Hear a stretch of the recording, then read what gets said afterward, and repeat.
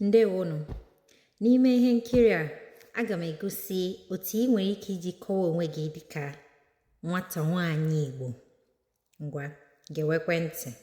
Ama m na Igbo nwere ọtụtụ asụsụ dị iche iche a na-akpọ dialect, mana aga m agbalị ka m tịkọta ihe niile n'ime otu.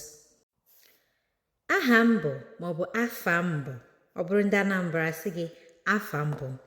Aha m bụ Nwaada. Ịkpọ afa gị. Abụ m onye, ma ị bụ onye Ọnịcha, ma ị bụ onye Owere, ma ị bụ onye, abụ m onye Owere. Abụ m Nwaada Owere. Mpaghara Owere m si wee pụta abụ ịkpọ afa bụ unu maọbụ kọmuniti maọbụ lokal gọọmenti. Nwaada ahụ i tinyere n'aha gị gosiri na ị bụ nwa agbọghọ, Miss, nwa agbọghọ a na-akpọ Miss. Ọ bụ ihe gosiri na ị bụ nwata nwaanyị Miss.